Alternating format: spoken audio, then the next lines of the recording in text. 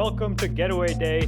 This is the World Series preview. My name is Gautam, 2024. 2024. His name is Mason, and we've got a extremely exciting World Series matchup between the New York Yankees and the Los Angeles Dodgers. So we are seeing really the most common World Series in history. This has happened 12 times ever, but it's got a fresh take on it because we haven't seen the Dodgers and the Yankees play in a series since the 80s. So it's been a very long time, 1981, I 1981. believe. So And most people born in the 80s didn't even see it. right, yeah. And I think there's going to be probably a select few people that are going to complain about this matchup because it's like, oh, it's the Dodgers and the Yankees. I don't care. Like big payroll teams, whatever. But I think the majority of baseball fans are very, very excited for the series because we get a chance to see the best two teams from this season go head to head. I mean, that's what you want to see. I th- I think it's that, and just to take it to a different sport that is a little bit more popular with kind of the common public. This is the equivalent of the Lakers and the Celtics in the NBA Finals. Totally, yeah. Like it's massive. Like these two franchises have incredibly storied histories on their own. And then when they clash, it's usually absolutely nutty. Like, I think 5 of the 12 matchups that they've had were when they were still the Brooklyn Dodgers. So they were cross city rivalries. All these players had seen each other a lot. It was the era of Babe Ruth and Lou Gehrig, and then it turned into the era of Mickey Mantle and Joe DiMaggio and Roger Maris, and these teams that were facing off against like Jackie Robinson in the Dodgers and Pee Wee Reese, Duke Snyder, all of those guys. And then you get to the era of uh, well, why am I blanking on his name now? Not Oral Hershiser, Sandy Koufax. There we go. Sandy Koufax Dodgers. And actually, I think in 1981 might have been Oral Hershiser, right? Yeah, that sounds like his era. Yeah, so like you have all of these incredible baseball players that have faced off in World Series and are also some of the most iconic names in Major League history. That's not an accident. Like they're two of the oldest teams in the league. That certainly helps. Like the Reds are the oldest, founded in 1869, sorry. The Yankees, the Dodgers, the Cardinals, the Cubs, a lot of those teams, these big historic teams, were all founded somewhere around 1870, 1880, 1890. So that's why we've seen so many of them, but it's also what makes their fan bases so large, so I guess rabid, kind of. Just and makes these sorts of matchups so incredible for just the common fan.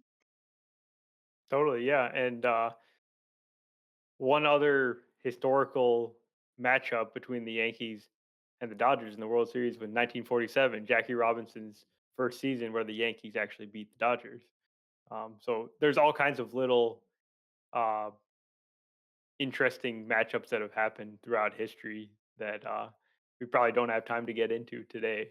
But 2024 can add to that tradition of this being the premier matchup in this league, and you know, none of us, you or I, have not seen this matchup actually happen, even though um, it seems like it would have happened at some point, considering the history of these teams.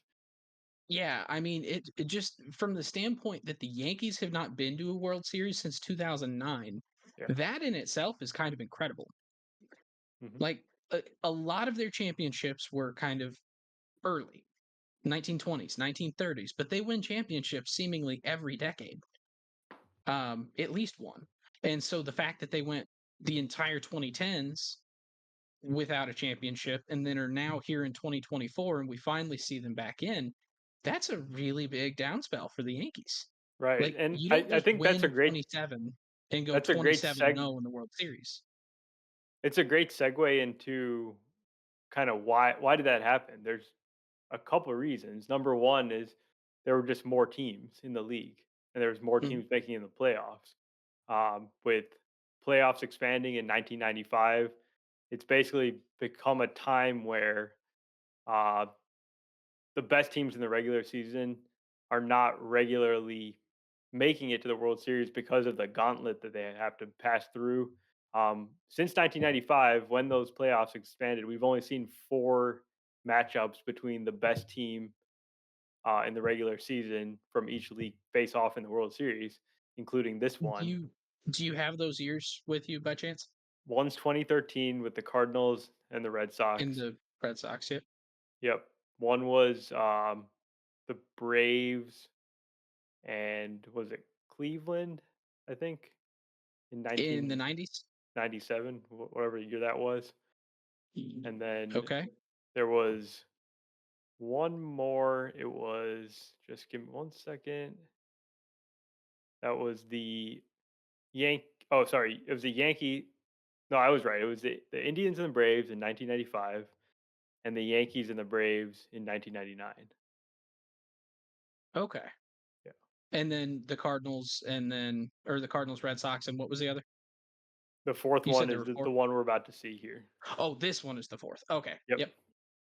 So that is part of the reason why the Yankees have not probably made the World Series in the last 15 years because the Astros keep going to the World Series in this recent era, and there's just way better competition um, within the league, right? Yeah. Well, and just to your point on expanding playoffs, making this a little bit more difficult, like, so yeah, 1995, after the lockout, is when it went to having a wild card for the first time. And there were 4 teams in the playoffs versus just the top 2 teams, the best of the East and the best of the West, facing off in the championship series to then go to the World Series. Then we added a wild card.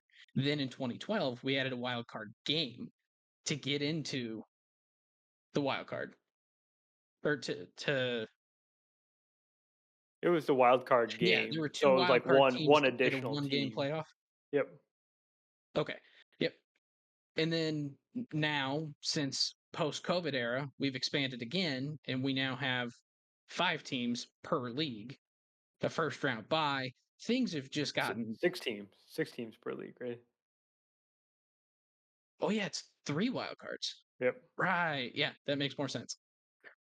So 6 teams per league with 2 teams getting a first round bye. Like things have just got complicated. It went from you just take the best team and put it against each other to you take the 6 best teams, you put them in a bracket style tournament, and you see what happens. And while I do understand some people hate that, like it doesn't make sense logically to them that the World Series champion could be a wild card team like in 2011. Like that just does not make sense to some people. And it's kind of taking away a little bit of the um I guess maybe some of the allure from common fans that are just wanting to see the biggest high octane teams face off. And baseball has had a bit of a ratings dip in the last 25-ish years. So I do kind of wonder how much of that in a postseason standpoint is because of how big it's getting and common fans not knowing some of these teams. Like last year, we had the worst rated World Series in the last 20-ish years, right? Yeah. No, it was pretty much the worst rated of all time, actually. Yeah. And like those were 2 very young, very inexperienced teams that weren't expected to even be in the postseason at the beginning of the year. I mean, more They than that, it somehow was made just it through. they don't have a high profile. They're not full of star players, and they're Well, not from big if markets. Number one. that too, but if we were to go back to like the old model, they wouldn't have even made it. Yeah. So Totally. it's like it's a little bit of both. Like the really big teams, the really good teams tend to have big fan bases. The teams that are like sitting around 5th or 6th that just squeak in and make it don't necessarily always have the biggest fan bases. Right. Like, Well, it's so interesting that you say that maybe the watering down of the the playoff field is causing the ratings dip, but the expansion of the playoffs is driven by the want by owners to It's have. driven by money, It's driven not by money. necessarily ratings directly, True. Yeah, it's because there driven by is the so much deals. money that even with worse ratings, more games means more advertisements. More advertisements means more money. Doesn't matter how many people see it, the advertisement's going to cost the same no matter what. So it's Yeah, a I little bit mean, of a weird, like, you're making more money, but you're less popular. and I think we So both agree that we would be in favor of a smaller postseason field just for competition purposes, and obviously we have no stake in the yeah, money I mean, aspect of I'm it. completely fine having a wild card. Yeah, A wild card. The best that's not a division winner. Fine with me. Because to be honest, half the time, that wild card team is better than one of the other division winners. yeah, So it kind of takes away a little bit of that completely randomness where, say, the Orioles wouldn't have been in this year because the Orioles would have had the wild card.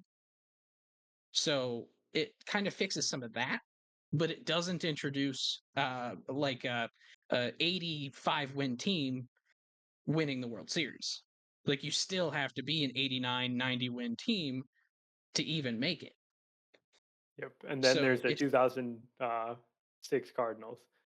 it, yeah, I mean, But yeah, anyways, that's an outlier case. But yeah, to your point, I think that the format with 4 teams in each league, that was the perfect postseason format in my because opinion, yes. it had the it placed very high value on regular season performance. It got all the best teams in, and you were guaranteed great postseason matchups for the most part because you already had all the lesser teams kind of weeded out by that point.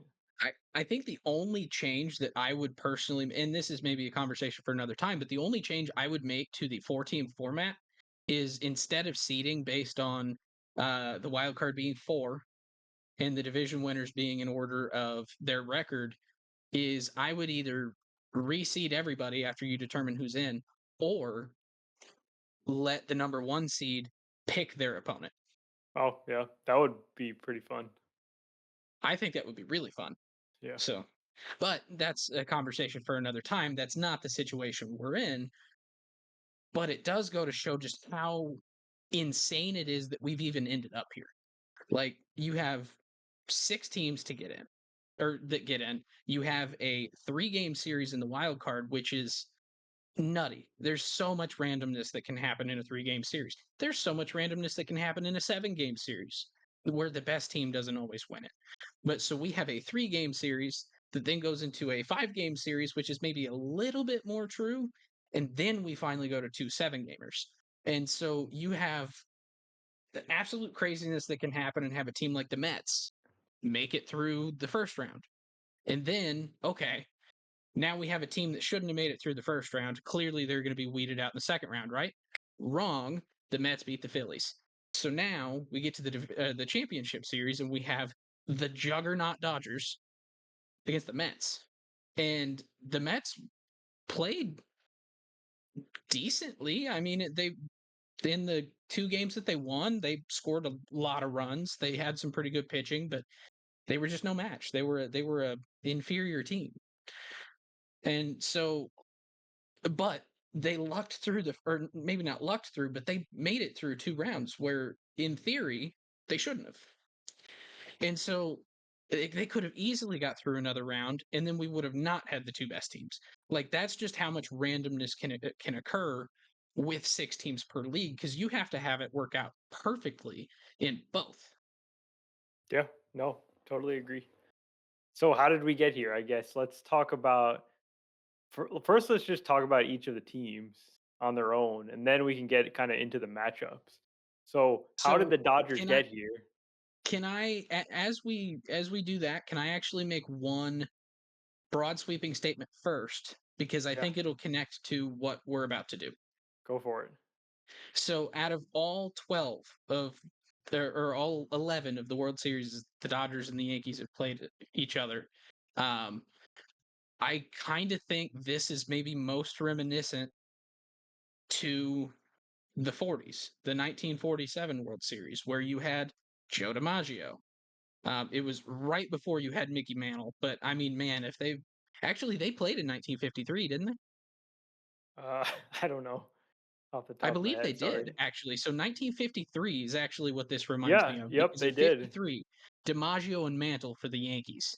You had Jackie Robinson, and I believe Pee Wee Reese was still there, and you had these And superstars. sorry, I got to interject here. You're missing even their MVPs. You missed three MVPs within those two teams on 53: Yogi Berra, Phil Rizzuto, and Roy Campanella. Oh wow. Yeah. Oh yeah, because Yogi has like 9 rings. Yeah. Yeah. Yeah, good lord. Yeah, like those teams were stacked. Like they have so many inner circle Hall of Famers that we talk about now. This World Series is the closest we're ever going to get to that again. There's five MVPs on the rosters of these 24 teams. And there were how Judge, many in Otani, 1953? there were only three or four. This is the Well, because most MVPs to ever play there within one there World were Series. only 3 at the time, but like in the years Yeah, after that, Mantle and like he won one, DiMaggio won one, like there were a lot of MVPs in that. There were a lot in this. So but 2024 is the year with the most MVPs to ever play in a World Series. it also is the first World Series ever to have 3 players that all rank at the top of one statistical category. I will read you the names of the players. You tell me the statistical category. Are you ready? It is an Yep. advanced stat. Okay. Aaron Judge. You got to I got guess just off Aaron Judge. guess the stat. Yeah, WRC plus. it is 218 for Aaron Judge, 181 for Shohei Ohtani, 180 for Juan Soto. And then no longer the top 3, but there are 2 more players in the top 20 in the entire league of 30 teams with 26 players on their rosters. 2 more players in this series crack the top 20. Any guesses? They're Um, obvious. It shouldn't take you very many guesses. Freddie Freeman. Correct? He comes in, I believe, at number 19, number 18, Um, sorry. And you're missing the number 13 guy. is it is it Stanton? Is it oh, Mookie? Okay. Yeah. There you go, Mookie. I was going to say it's fitting that he's number 13 because he's also represented by a black cat. But yeah, no, like those 5 players: Judge, Shohei, Soto, Betts, Freeman. Also, I believe 4 of the 5 guys with MVPs in this series. The fact that Juan Soto doesn't have one is a little weird, Yeah. but I mean, hey, I think he's going to end up being like the Mickey Mantle of 53, where he didn't have one at the time, but he will. Yeah. So, but yeah. So anyway, how'd we get here? Yeah, how did we get here? So let's go back to the beginning with the Dodgers. So the Dodgers going into 2024, they went on a massive, massive spending spree. They will go out and they get Tyler Glasnow in a trade. They extend him. They sign Teoscar Hernandez. They sign uh, Yamamoto, and they sign Shohei to the biggest deal of all time. And They they spent over $1 billion in the country of Japan alone. yeah, 700 million to Shohei, and I believe it was 350, it was like 325, I think. 325 to Yamamoto. That sounds right. Yeah. So, but yeah, they were not messing around. Yeah, and you gotta love it, right? Because they number one, all they care about is winning the World Series because they've gotten stopped at various rounds of the playoffs in the last several years, and they just can't seem to get over the hump for whatever reason. It may be whether it's small sample size, whether it's just a team going out and beating them. They prioritize winning and like more than any other team, basically by the way they operate in free agency and develop their players, and they're the model franchise of baseball right now. It's something with their spending spree that kind of is unique, I think, to me. A lot of teams, when they go out and spend, they shy away at all costs from guys with injury histories. Guys like Tyler Glasnow, who are incredibly talented but are hurt a lot. He's pitched 130 innings in his or in a season once, or 129 innings once. Like he hasn't even cracked 130. Um, they like went out and Yamamoto, a really young guy, absolute stud, like a generational pitcher over in Japan, but he's still really young. We're not 100% sure what his health history is going to look like in the future. I mean, he hasn't had that long of a career so far. He ended up getting hurt this year. They've got superstar hitters that tend to get hurt. They got Kershaw, who's getting hurt a lot. Like they went out and spent all this money on guys that they fully expected to not get an entire season out of. They didn't care. They don't Yeah, care about the whole season. yeah, and They care about this. it's a fantastic point because if you just look at their injured list on the pitching side, their best pitchers right there, Tyler Glasnow. And by the way, he actually threw 134 innings this year. It was a career Did high. he really? So they really got exactly what they were looking for, if not Mhm. more. And unfortunately, like he's not going to be able to pitch in the World Series, which sucks. But he was a major part in getting them where they are. Look at the other guys on the injured list. Kershaw didn't do a whole lot this year. Dustin May missed a year. Young guys like River Ryan, Emmett Sheehan, Gavin Stone. Those guys they were all parts of the rotation at times. Um, but they continue to lean into um, these injured or oft injured type players because they know they've got the best depth in the majors. And it's not looking so hot right now when they only got three guys in their starting rotation. But the fact that they're still standing with not even a full 5 man rotation, it's incredible.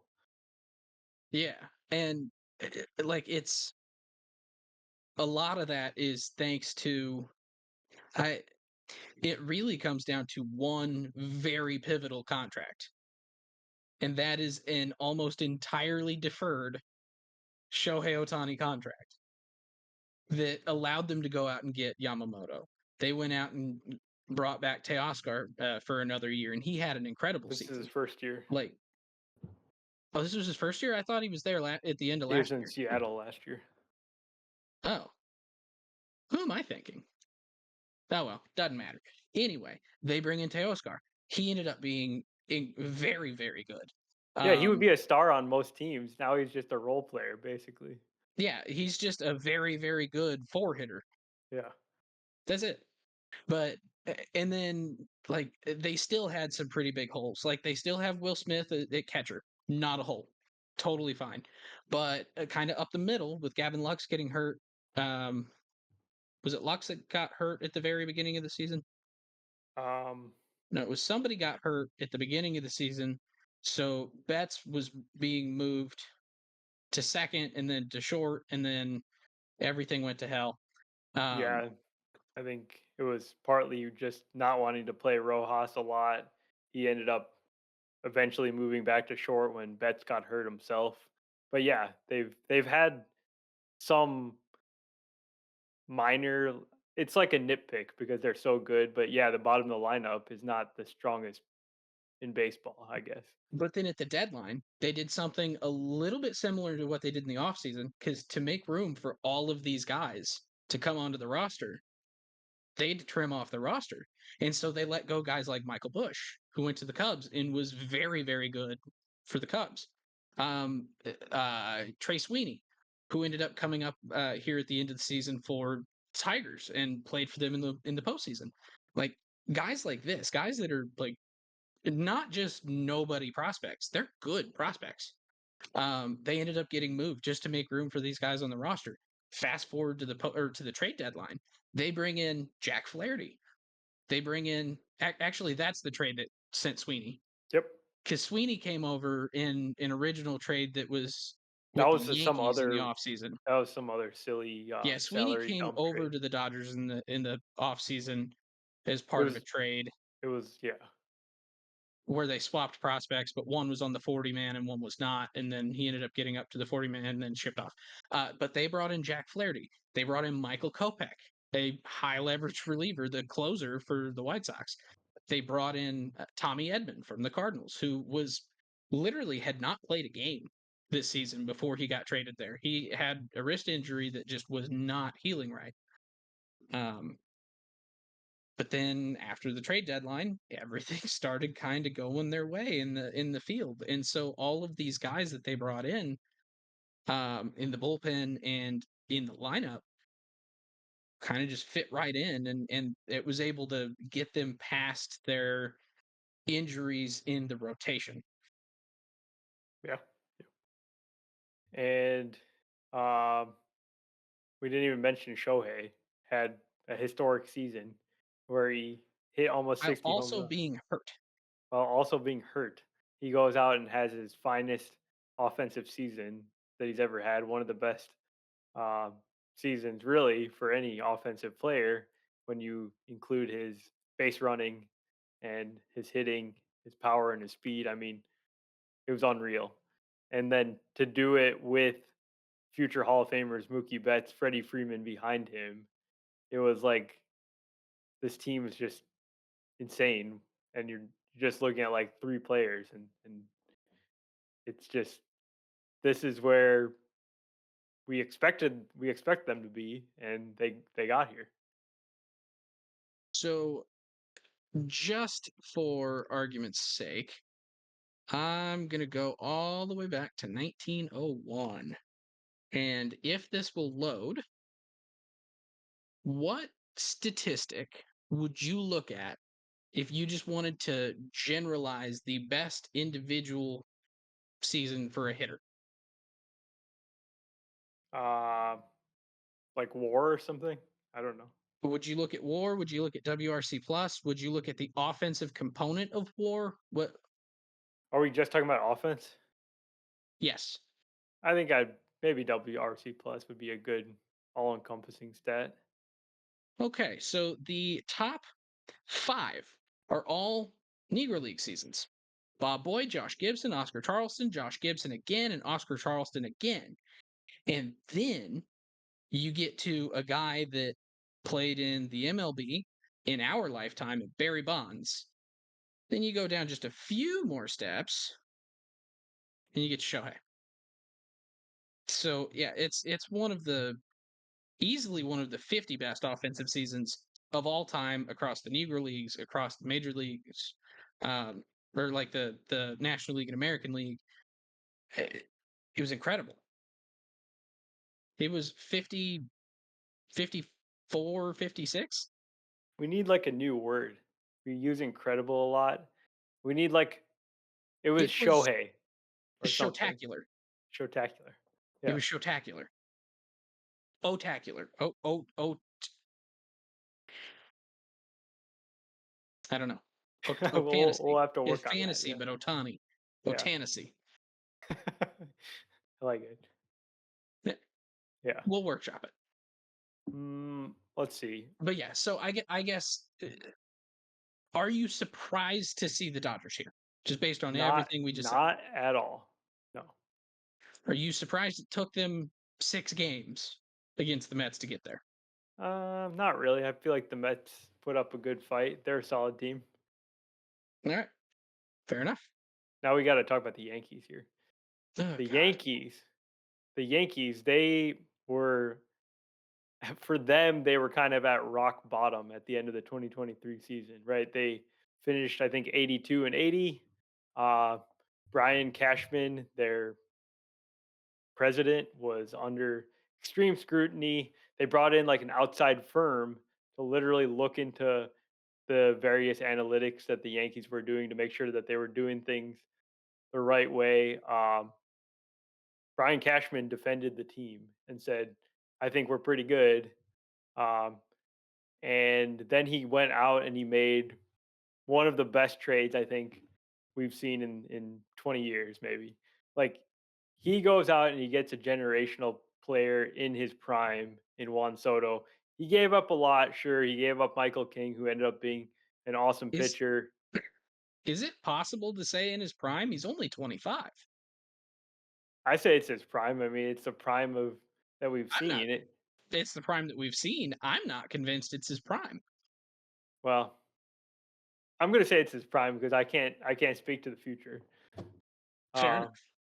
and he goes out and he compliments Aaron Judge, the best hitter in the game, with the best like sidekick. And you can't even really call him a sidekick because they were like a 1A, 1B duo that um, we can go down the history books and they don't have very many parallels. In fact, Babe Ruth and Lou Gehrig are like their best comps for the And then season that they just had. Josh Gibson and Buck Leonard as Right. well. So we're talking like a top five teammate season ever in Judge and Soto. Um, they got bounce backs from Carlos Rodon, Garrett Cole, kind of rounded back into form by the end of the season. Their younger players took steps forward, like Austin Wells, and I don't know if where Anthony Volpe really falls into the equation. Like he had a very I up and mean, down season. defensively, he took some really big steps forward, I think. And wasn't he a Gold Glover last year? Yeah, I think so, but he was Yeah, even better this year yeah. defensively. Like And then offensively, he was not a detriment. He just wasn't a benefit. yeah, I call it kind of like an up and down season. Yeah. And basically, the season was kind of split into several segments. With the beginning of the season, they got off to a very hot start. They were neck and And neck with Baltimore, and and that then hot start was actually thanks to another couple guys that we should probably give a little bit of love to. Luis Heel had probably the best first month that I've seen for a rookie pitcher in a long time. Clark Schmidt at the beginning of the season, Nestor Cortez before he got hurt. Like those guys were all pitching incredibly well. Carlos Rodon had his best season possibly ever. no, Like, maybe not, but no, it one it of was a solid season. it was one of his best seasons. I mean, he's only had like three good seasons ever. Okay, so yeah, okay. But yeah, okay, If I'll we're give you that. Like he had a if good we're gonna season. Yeah. No, he it was a great season because he pitched well and he also stayed healthy throughout the season. yeah, he threw way more innings this year than Tyler Glasnow has ever thrown in a single season.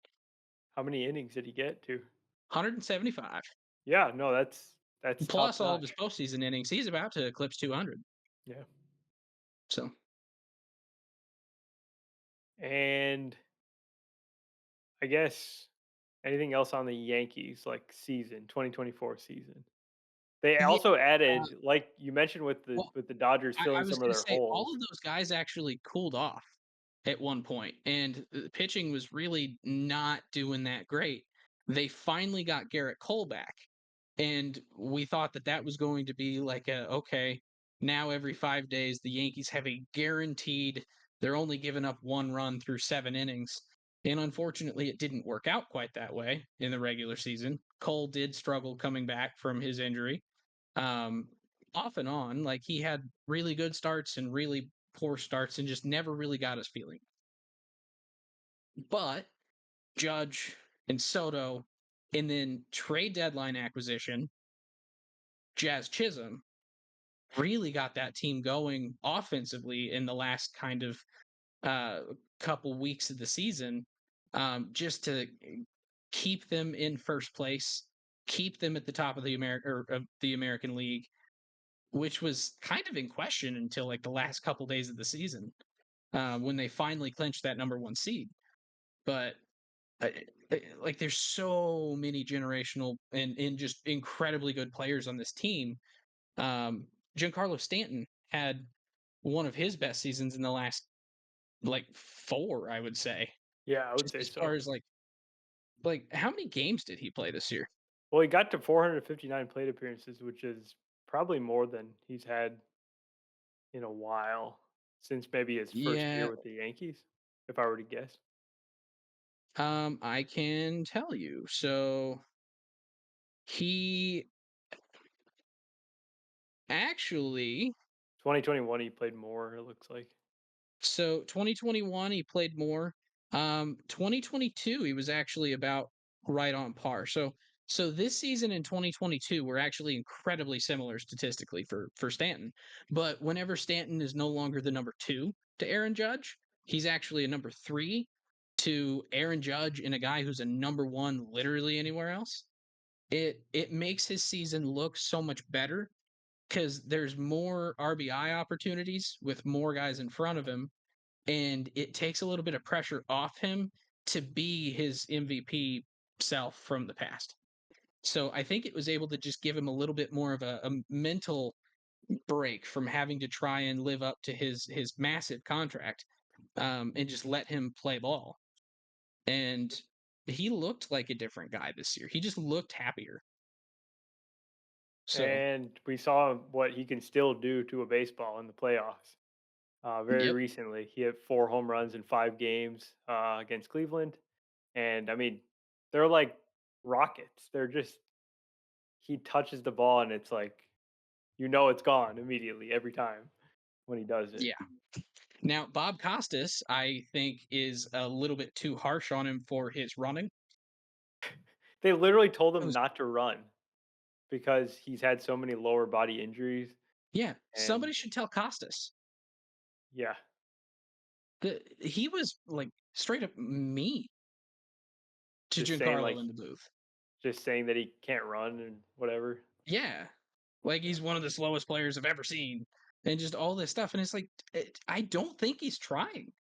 He I stole don't a know base. if Bob Costas watches much baseball in the last Well, like, he doesn't, but I also think he shouldn't call baseball games in the playoffs.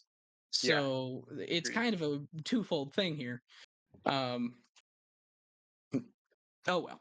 But Oh well. anyway, Anyway, really, really good season from Giancarlo, and one that I think a lot of people were glad to see because after last year, it didn't seem like he was going to get to do it again.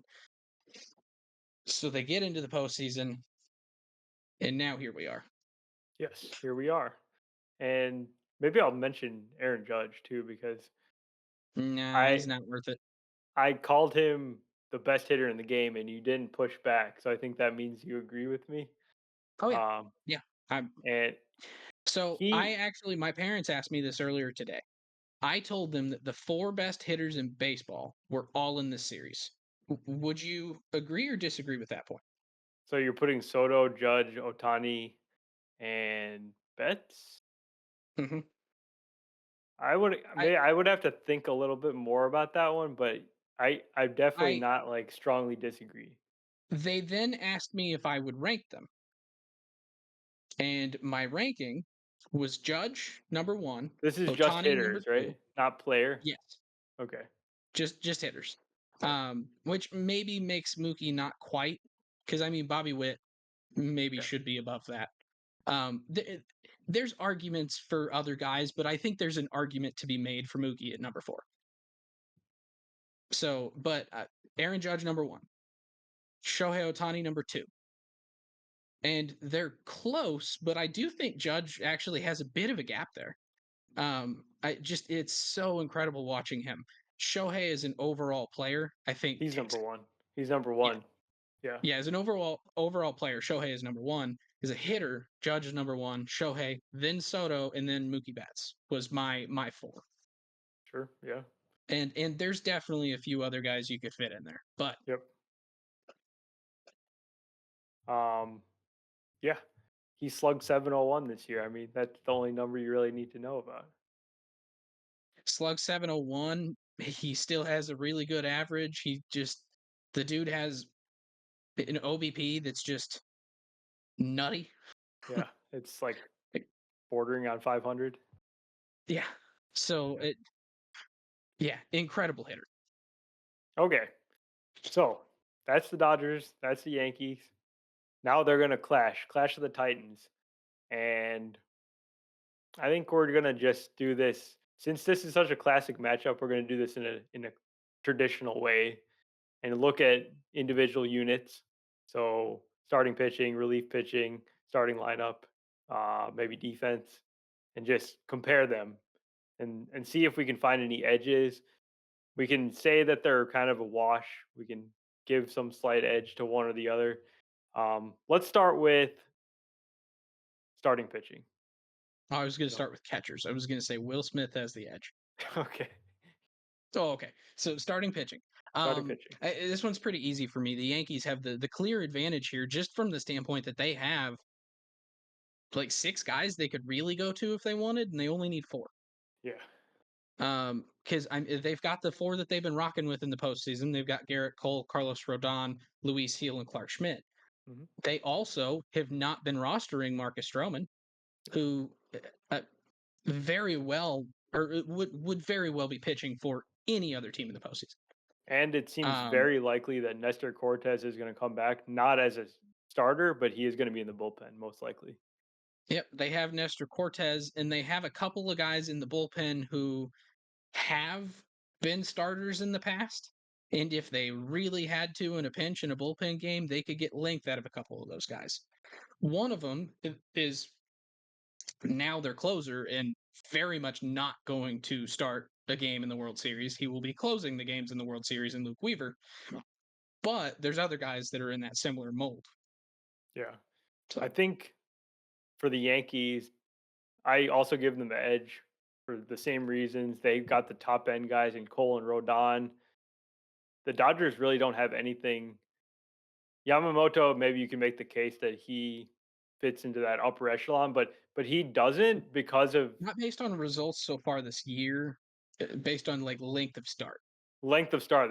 That's the one I was going to get at. That's kind of critical for this for a long series. As the series gets longer and longer, as we go to like a 6 game or a 7 game series, the accumulation of innings by starting pitching becomes more and more important, even in retrospect. So if Cole and Rodon go out there and give 5+ inning starts, they're the pitchers in this series that actually have the highest likelihood of going and doing that. That saves the bullpen from uh, having seen it. It saves their bullpen from the other Dodgers hitters having seen them multiple times, and then it also just Yeah. So I think Mike Petriello put out an article today, or at least a thread on Twitter. May have been yesterday. I can't remember exactly, but it was talking about how historically in postseason series, teams that see a reliever three or more times very much get the edge and the advantage that third, fourth, fifth time seeing them. yeah. And uh, like he said that this year that's not happened, which is crazy. Like In the he doesn't postseason understand it. specifically. What? In the Yeah, postseason postseason. specifically. Okay. Yeah, just like within one postseason series. Okay. So, No, that makes a ton of sense. I'm still gonna bank on if let's say Mookie Betts sees um, Tim Hill. No, he would never see Tim Hill. Okay, let's go with some like let's say Clay Holmes. That's like a good example. we've seen a lot of guys see Clay Holmes two, three, four times, and I think pretty much any Yankee fan could tell you they don't want Clay Holmes on the roster because they Well, see what happens that fourth time, and then it overshadows everything else that's happened. yeah, yeah, and I'm betting on Mookie Betts heavily if he's facing Clay Holmes that third time. He's going To to be honest, I'm betting on Mookie Betts heavily the second time. or the first time. Yeah, like he Like, can beat like anyone, but let's talk especially about that third let's time. talk about some of the middle of the order guys, like a Tommy Edman, a guy like that, because I think that's a guy that's like that maybe the like if those guys are hitting Clay Holmes the second or third time around, then okay, this is a problem. If Shohei and Betts do it, I'm really not going to be shocked. Yeah, no.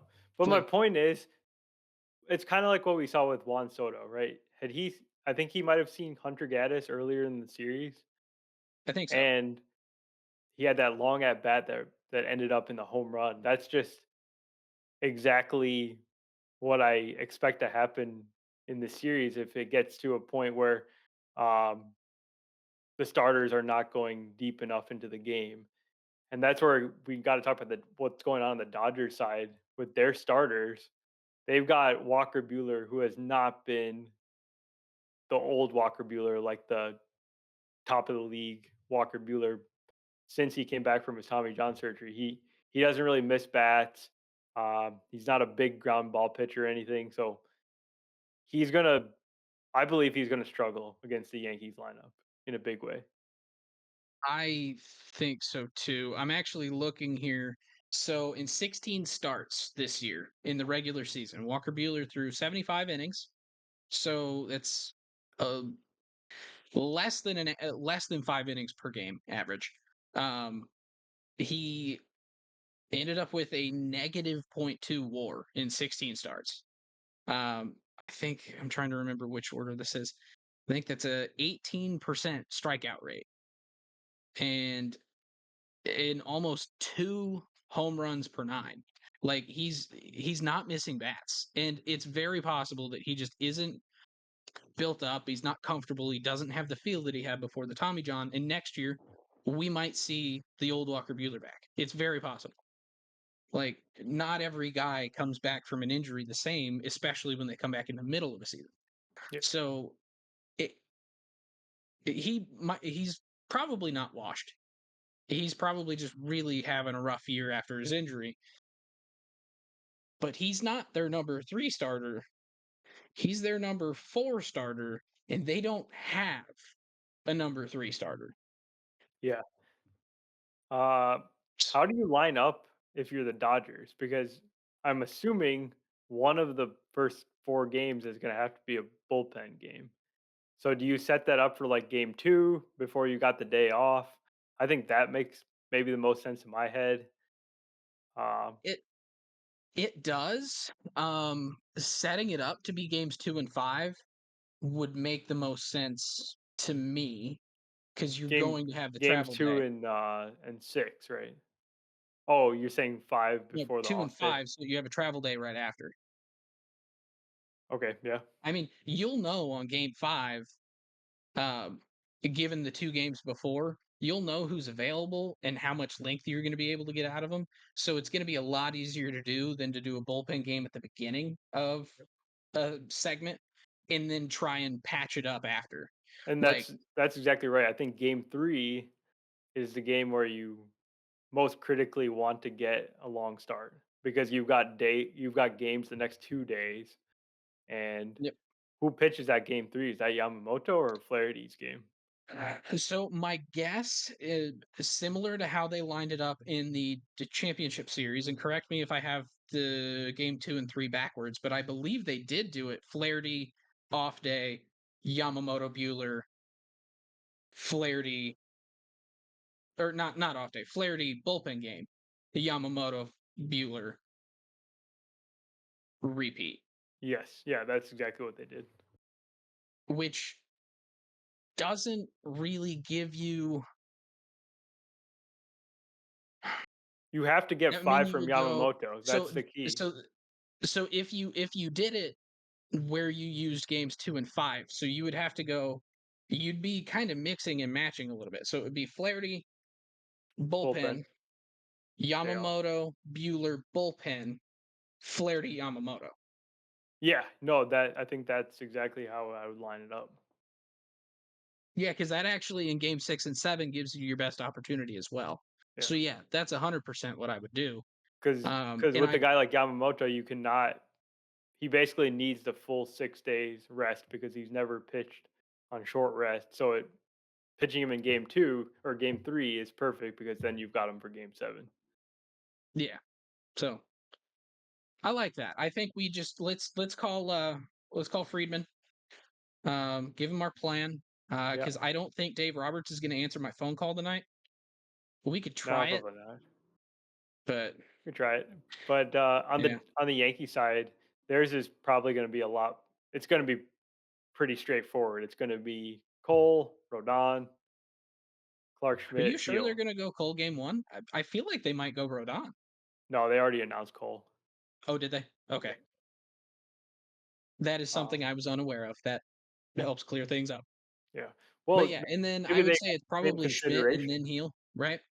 I Schmidt mean, game but 3 would they consider starting Rodon in game 3 because um, they need because it would be against Yamamoto, because most likely. they're they would be more confident that Rodon would give them 5 plus innings than Schmidt or Heel. I don't know if they're gonna do it. It's just a I'm question. gonna say no for 2 kinda small reasons. Um, 1, I think they do have a lot of trust in Clark Schmidt. Maybe not to go incredibly deep, but I think 5 innings, they trust him. Yeah, Um, to go 7? No, probably not. But 2, I think Aaron Boone is a little bit mm, almost a little bit too old school to do that. I think he's gonna want his best guys, and that way it lines up so if they wanna short rest it, they could go, game 1 and game 4 for Cole on short rest, right? And I then don't they think could they're have gonna him do that. I available in think the they're gonna bullpen just and start Heel in game 4. well, I'm just saying if they wanted to, they could. But Yeah, so I think they're gonna line it up where they'll have, uh, Cole and then Rodon. That way game 5 and 6, you have Cole and Rodon. yeah, that's true. Or sorry, 6 and 7, not 5 and 6 6. and 7. Uh, yeah. Yeah. So Um. Okay. Do you want to talk? You want to go to the lineup side or just finish up with pitching? I uh, think pitching yeah, I think so. because because we clearly give the edge in starting to the Yankees, but I think I would give the edge to the Dodgers bullpen over the Yankees, and they've been great, especially in the postseason. And that seems to matter more than like looking at season long numbers for relievers. I think, hey, this bullpen is kind of hot right now. Um, everybody's pitching in, everybody's pitching well. They had a streak where went 33 innings without giving up a single run. I mean, they have needed to rely on the relievers because the starters are not going deep, and they have delivered time and time Yeah, again. I mean, between Kopech, Brazier, they've trusted Ben Kasparius a pretty good amount. Well, I don't think I'm he's like the mop up guy. Is he the So mop-up guy? he's Yeah, I've seen basically him in games a lot, but they also were kind of blowing out all of their wins against the Mets, so it's well, a he's little actually hard the to guy tell.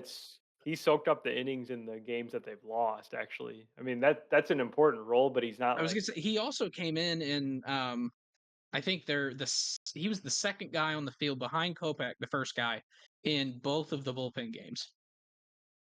yeah, So it's like they trust him enough to put him in an important game that like they're gonna have to get innings out of somebody that's not their top three. So you start with Kopech, I think Trinan, and then what? Daniel Hudson. Brazier and Hudson. Yeah, So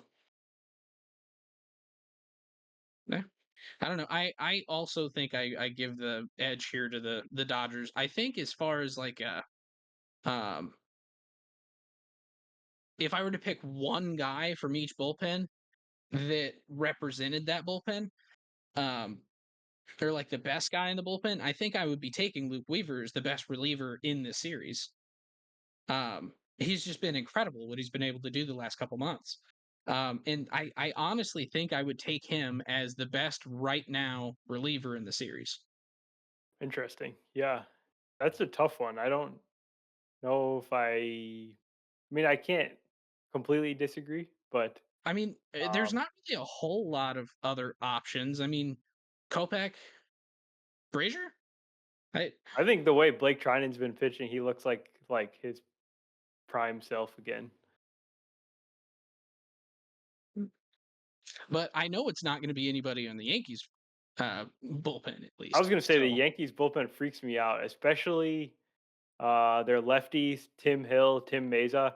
They have great surface numbers with the Yankees, but I mean, it doesn't seem like I don't know. It's like it feels a little bit smoke and mirrors to me. They've got super low strikeout rates and very high ground ball rates. That's how they're able to to not give up a lot of runs. But I mean, Tim Hill has like something like a 10% strikeout rate. I don't know if that's going to work out super well against the Dodgers. This is an incredibly patient team. I Yes. doubt that's gonna work. Yeah. And then yeah, you mentioned your hesitations with Clay Holmes. Um, he can be hit or miss for sure. Like he's a good reliever, and he had a great. I think it was 2023 or was it 22 where he was Uh just lights out. I think it was three. I think it was last year. yeah, he was good. So, but this isn't the same Clay Holmes that we've seen be one of the best closer or one of the best relievers in the game. Yeah. This is not that guy. And Tommy Canley's been really good, so he deserves mention. I don't think he's given up a single run in the postseason. So he's like kind of, in my opinion, he's like the main setup man to Weaver, other than Holmes, obviously. All right. Yep. All right. But the pitching is not what this series is probably going to be about. It's going to be about how these offenses trade blows against the pitching staffs. Who do you got? Yankees or Dodgers? So I think it's not particularly close, and I think it's the Dodgers by a significant margin. Interesting.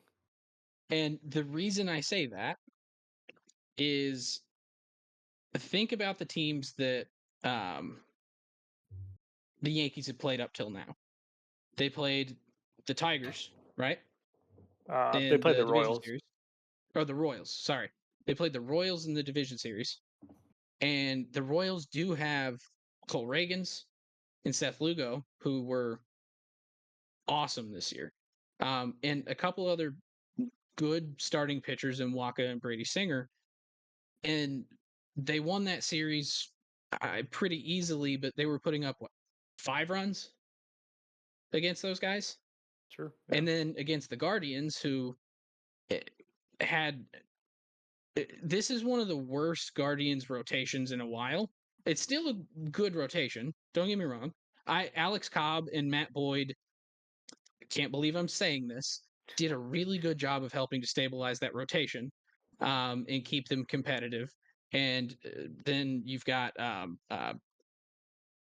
Bybee. Tanner Bybee. I don't know why I can never remember Bybee's name. It's because I think Bybee is not a real word, and so I don't want to say it. And I'm trying to think of what the real word sounds like it is. Um, but in Bybee has kind of been their ace this year. Those are not the same levels of pitching staffs that the Dodgers have been facing, and the Dodgers have a 6+ runs per game in the postseason. Like they faced the Padres with Dylan Cease, who was having one of I think his best season of his career. Threw a no hitter. He was pitching very very well here in the postseason. Um,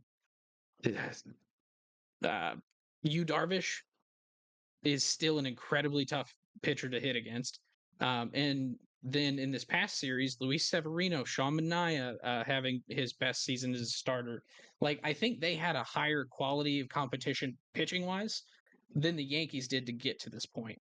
And they responded by scoring even more runs per game than the Yankees did. And so I think that just shows top to bottom, this lineup is more stacked. Like when you have Teoscar and Tommy Edman hitting 4 when Freddie Freeman's on the bench, and then he goes and has like a 5 RBI game and wins the NLCS MVP, and you've got Kike Hernandez, who remembered it's October and is now like an MVP candidate. somehow, and that's only for the regular season, but he's going to win it anyway. Like the only guy in the Dodgers lineup right now that scares me is Chris Taylor. That's it. Chris Taylor's If not they even have to put in the Austin lineup Barnes in on. for a game, him, but it's I Chris think Taylor. Lux hasn't done anything in the postseason, and No, but he's also been on the bench half the time. yeah, I think he's been dealing with some injury. And Chris Taylor's only playing against lefties, and he hasn't done anything. Yeah. But Chris Taylor also didn't do anything the regular season. Right. So, Yeah. but then the Yankees, like, they also have a really good lineup. They also have um, some really good complementary pieces. So, right off the top four, it's Labor Torres, Juan Soto, Aaron Judge, Austin Wells. Then you have Giancarlo and Jazz.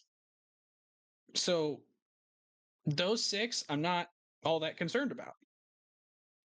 Rizzo seemed to be fine when he came back after his broken thumb here in the championship series. So I'm not sure if I'm confident in him right now or not. It's Volpe and Verdugo that are the wild cards, in my opinion. If And with there being two wild cards there, it scares me a little bit more than the Dodgers. Plus, the Dodgers just naturally have more power with basically Shohei, Mookie, Teo, and Freddie Freeman all being 30 homer guys yeah, I mean, well, in a if we're full going season. off the way I that think one of them didn't quite get there, but they didn't play a full season. if we're going off recent performance, you gotta give credit to Volpe, Rizzo, even Verdugo having like 6 hits in the postseason. I mean, it's not he doesn't have the greatest numbers, but he's contributing a little bit. They're not expecting a Yes. lot out of the 9 hole. I think maybe even the bottom of the lineup for the Yankees is just based on like very recent performance. They might be better off from that perspective. But top to bottom, totally agree. The Dodgers are the team to beat. They've got three superstars in there. Freddie Freeman, we got to remember though, he's dealing with that bad ankle. Has not really played well. Hopefully, the week off is going to help him heal up. But I wouldn't count on him being the regular Freddie in this series either. So I'm gonna say this, and I'm not trying to be one of those rest or rust type of guys Yeah, with that whole argument. Part of the thing for the Yankees with me is because hitters can be so hot then cold instantly. There's not like a gradual cooling off period and then they come back up gradually. yeah. It's all or nothing for those types of for those guys. And so I'm a little bit concerned given the season wide or season long thing. The Dodgers trend is just we keep hitting, and there's not really a whole lot of lulls as a team. The Yankees have been through stretches where everybody but two guys stops hitting. And so it's not so much that I don't believe they've been good recently and that they could continue it. It's that I have more reservations that they will continue it.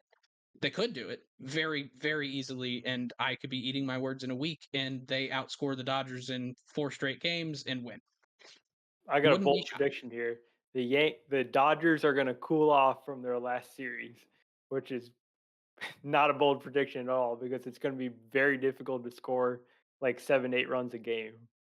It's also going to be very difficult for two guys to be on base 17 times in 6 games. Yeah, yeah. So yeah, like the Dodgers are going to cool off from that series for sure. I also still think they're the stronger team overall in the lineup. But wouldn't it really be something if, like, the first 2 games of the series, the Dodgers go completely cold? They get shut out by Cole and Rodon. There would be so much discourse about the rust thing and like, oh, why did they not move the World Series up 3 days or stuff like that?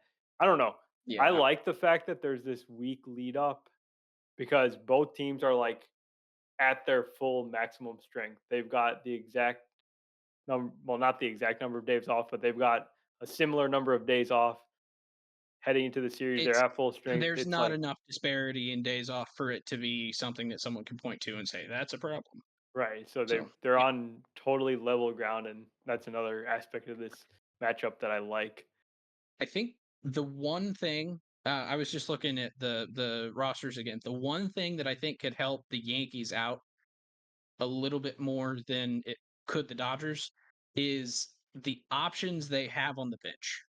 The Yankees have options on the bench that can hit. They have Jason Dominguez. They have John Birdie, who is not not really a burner by any means, or not a guy with a big power stroke or really even that great of contact, but he's got speed. He can make things happen. Oswaldo, decent. Um, and then Trevino is not the worst hitting catcher I've ever seen. So like they have some options there. Whereas the Dodgers have, if they play Chris Taylor, they have Gavin Lux. They have Austin Barnes. He should not even own a bat. And Um, Kiermaier. and Kevin Kiermaier, who I don't know, maybe, and Andy Pajes as well. But I, Personally, I don't think the benches particularly matter with the way that benches are used these days. I don't either. I just think that if Boone decided that he needed to make a change, he could put or take out somebody and put in, say, Jason Dominguez. And probably the first game's going to be rough because I don't think he's taken a swing in live action for weeks. Yeah. Um, but there's raw talent there that I think, given the moment and how competitive he is, I think he can make something happen. I mean, we saw Kyle Schwarber come back to only play in the World Series one year, and it seemed like he didn't miss a thing. We just saw Anthony Rizzo come back from being out for weeks with a broken thumb. Didn't really seem to miss a thing. Former Cubs are just legends. Yeah. So who's to say Jason Dominguez can't become a former Cub, do the same thing?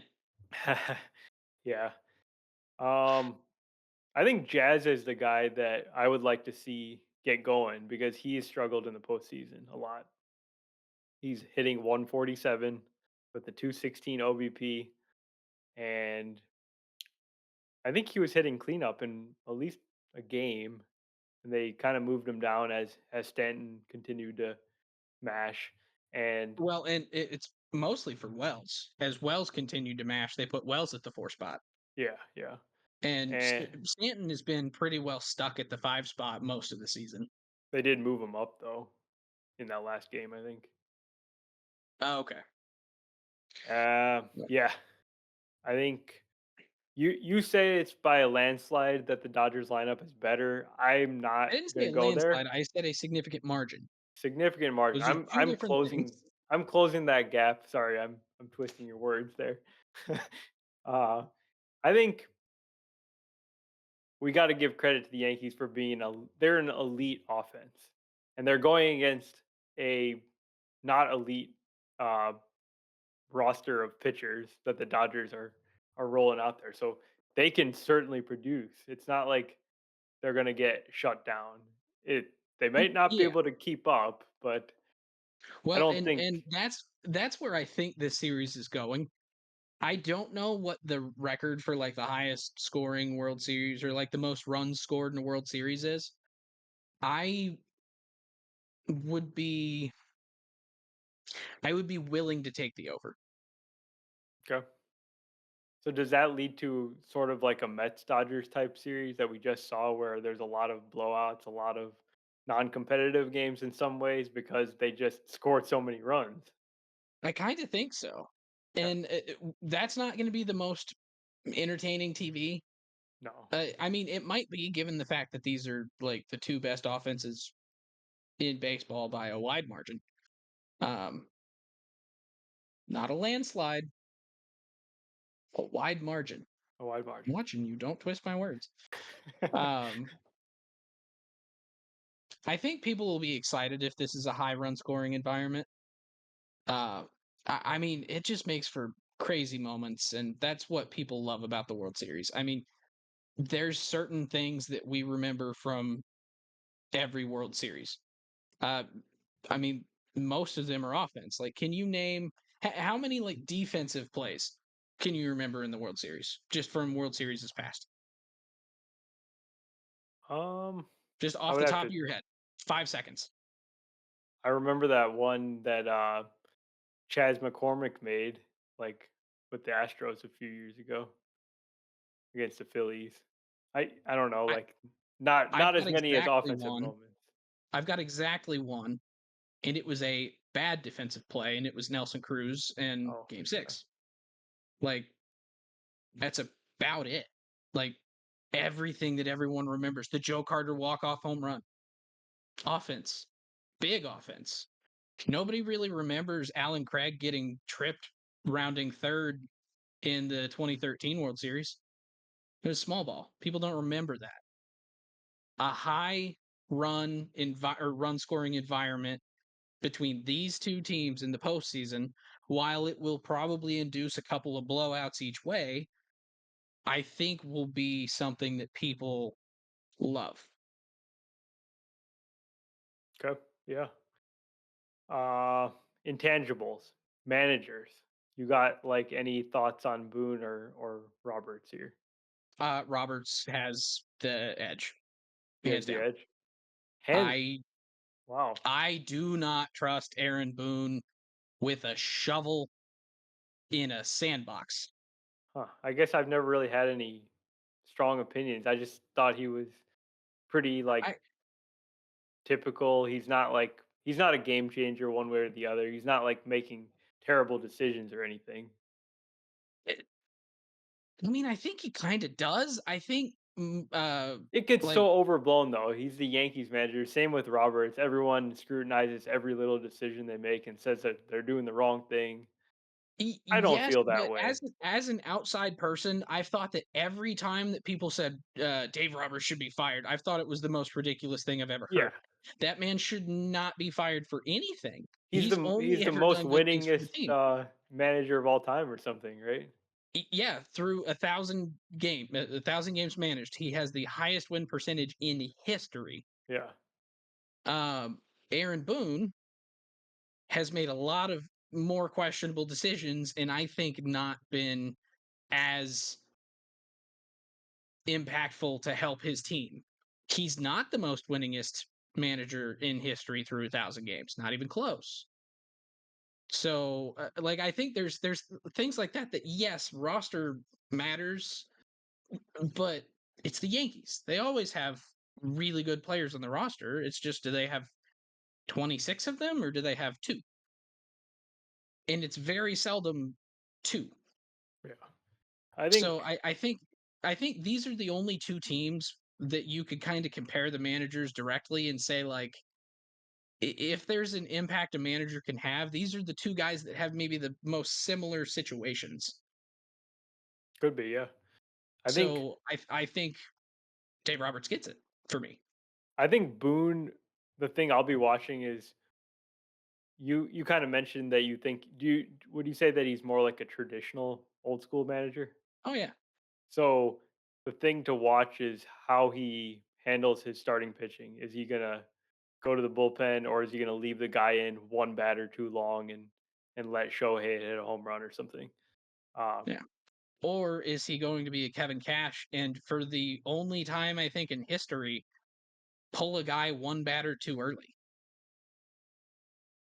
Which I didn't know was possible until that World Series. I think But he made the right choice there too, but that's a you think different so? conversation. Yeah.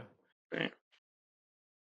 Um, yeah, and It's not how Roberts, history remembers it. that's true.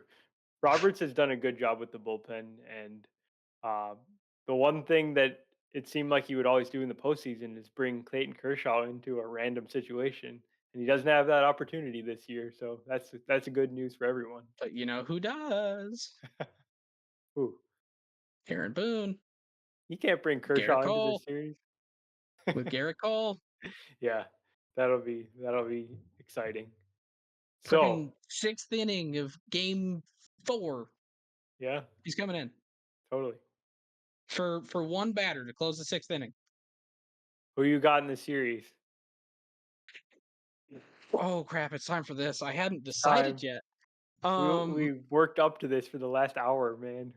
I mean, I think based on everything I've said, I think the Dodgers. I don't know that I could justify with everything I've said picking the Yankees.